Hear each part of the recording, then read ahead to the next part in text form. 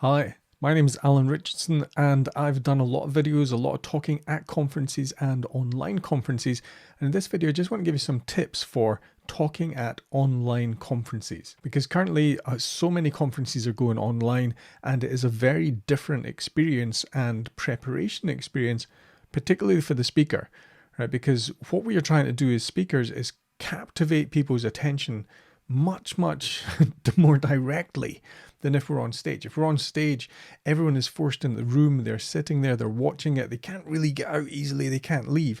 When they're watching at home, they have so many distractions, there's so many other things they could possibly be doing except listening to you. So our job as speakers at an online conference is to try and grab that attention as much as possible. So I'm going to try and give you some tips for that. Now, with an online conference, I think the temptation very often is for people to just knock up some slides and then we'll just wing it. They'll just work through it.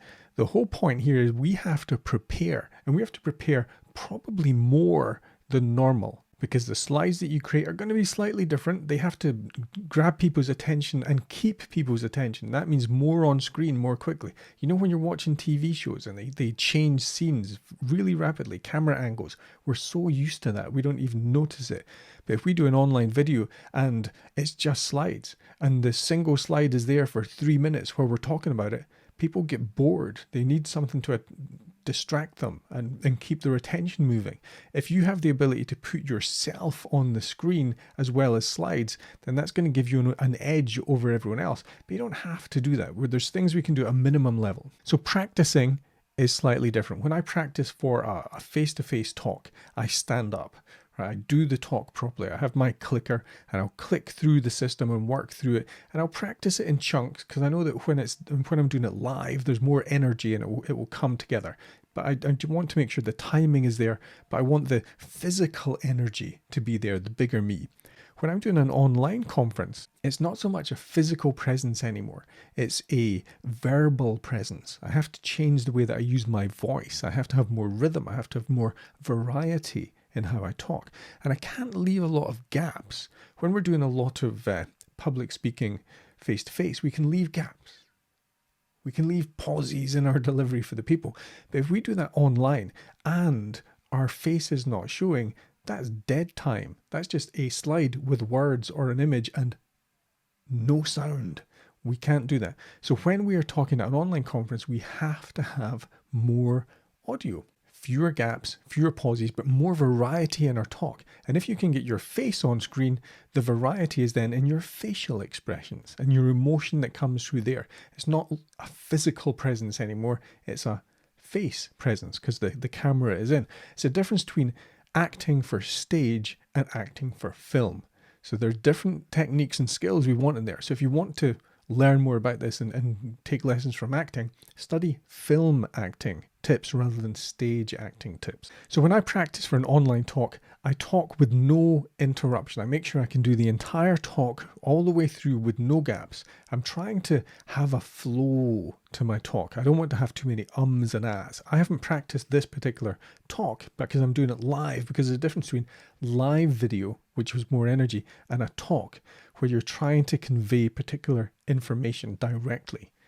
Now, I do have a script here to help guide me, but I'm going off piste and off script more often. Hopefully you won't even notice that I'm doing a script, but now that I've told you, you'll notice. When I'm doing an online presentation, I do not work from a script. I have the information that I need to prompt me on the slides. So one of the tips for online conferences is to have more slides. When you're being given advice about face-to-face talks, you're very often told to cut down on the slides. Remove the slides entirely. Just have images on screen to support you so that people are focusing on you. Now, when we do online talks, very often you won't see the person because it's just a voice and just slides.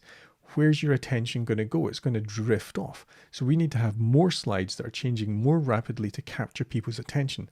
So very often what I'll do is I'll have slides with more words, but they will change more frequently. So I might have 4 bullets for covering the topic that I'm talking about, but each of those bullets will be on a slide, and those slides will change every 15 seconds, and I will work through it. I will have more slides rather than less, and I will have more words rather than images. because that's how people are watching. They can listen and they can see the words at the same time, and it doesn't contradict, because we get that in adverts all the time. So very often when people are doing face-to-face talks, they would use videos, they'll use sound, they'll use a whole bunch of different props and stuff coming through. With online, we want to keep it as simple as possible, because very often we are not in control of the technology that is being used. So if you have animated images, they might not show up. If you have embedded videos, it might not work. If you have sound, you might not have set up the sound correctly to pick up your desktop sound.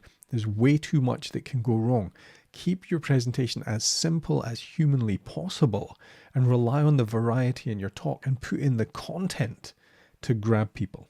And here's the best tip you're going to get, which is all about audio. Have the best audio that you can. If you have a webcam mic, or you have the internal desktop or laptop microphone, do not use those. Those are not what you use when you're presenting. If you use those, you're going to get the worst audio experience for your listener possible. Remember, they're probably on headphones. They're probably listening to what you're talking about. They won't be able to hear you. You need to have good audio. Now, it doesn't have to be expensive. At the moment, I'm using the most expensive mic I have. There we go. This is a Rode Procaster on a shock stand with a boom mic, and I've probably made the audio go really terrible there. But that's not what I've always used. That's really recent kit to me. Remember, I've done hundreds upon hundreds of videos, so I have some pro level kit. Not a lot of pro level kit, but some. Didn't always work with that. The last mic that I used was this. It's an iRig HD. The HD2 is what's out now. This was on a cheap boom stand for about $10 with a cheap pop filter. And I've used this for years, and I've recorded online talks with this. But up until a couple of weeks ago, that was pro kit for me. When I started out, I used just a simple desktop USB microphone. This is a Logitech something or other. It's not even a special thing, but this is better than the built-in webcam or laptop microphones. Pretty much any external microphone is going to be better than your built-in webcam or laptop microphone. If I'm traveling and I know I'm going to have to do a talk, I will have just standard Apple headphones. These are my emergency headphones. I don't like using these, but this is what I'll use because the mic is still better than the inbuilt one. If I'm traveling and I know in advance, then I'll use these Plantronic headphones with a boom mic. A headset with a boom mic is much better than just a microphone dangling off. And I have some Lavalier mics. This is the iRig. Lav comes in a little box, which we can use, but you don't need to spend a lot on kit. Pretty much any USB mic will be better than your inbuilt ones. And that's the most important thing that you can do for any online talk. Have some decent audio in there. Give it some emotion when you're talking. And if you only do that, you'll be better than 50% of the people out there. Now, when we practice, you want to practice that flow. You want to try and remove the ums and ahs. It doesn't matter if you get rid of all of them, but keep practicing to have a flow, because we're trying to direct the person listening just through our voice. We don't really have any other props to hand. So our voice has to bring people through. That's particularly true if you just have slides behind you. Your voice is the key thing. So work on that. Now, one of the hardest things to get used to when you're doing an online conference talk is that you're talking to yourself. You're not seeing an audience. You're getting no reaction whatsoever from people in front of you because there's no one in front of you. So tips that I try and do is practice talking to yourself so you get used to it. And the way I do that is by recording my practice sessions so I can listen back, check the audio, and just get used to the sound of my own voice. And if I can, the software that I'm streaming with, whatever it is, have my webcam output visible there so I can see myself. So I'm talking to myself. At least I have one friendly face that I'm looking at. But sometimes I scowl. But I'm still friendly. I know what I mean. So I might scowl, but I'll be friendly. Have your own face there so you're used to talking to yourself, because you will get no feedback. I remember I did an online talk once where it was complete isolation. I basically got a text message saying, "Go." And that was it. I was on my own. I didn't even know when it was finished. The questions came in later on over text. It was really hard. But it's going to be one of the hardest things that you do unless you practice talking to yourself, getting used to saying stuff with no feedback coming back whatsoever, but still being able to generate some emotion or levity or rhythm or change in your voice. That's what you practice. And that's why you practice so hard for the online talks because you're basically doing it straight to camera with nothing else in the way. Okay, you can see I'm using a chroma key background. This is an Elgato pop-up green screen. You don't need one of those, right? Very often you'll be using Zoom. Check whether the virtual backgrounds on Zoom can work for you without a virtual background. If I'm using Zoom, I don't need the green screen. It pretty much knocks out the background. Or zoom your webcam into your face so there's less of an area. What you want is just more of you and less of your room. That's all you want. And if you can get your face on screen at the same time as the slides, that's a massive bonus. Hardly anyone does that with online conferences, but it just increases the engagement that you're going to get with that talk. But you don't need a lot of kit. The most important thing to invest in is a mic, and it doesn't even have to be a great mic, it just has to be better than your webcam or your computer. So test all the microphones that you've got, record it as you practice, and use the one that is best. But you evolve, you iterate, you increase the pro level of your kit the more videos you do. And if you're just starting out, you just have whatever headset works. So quick summary, presenting online is very different. We do have to practice because we're practicing to get our voice working, not our physical delivery.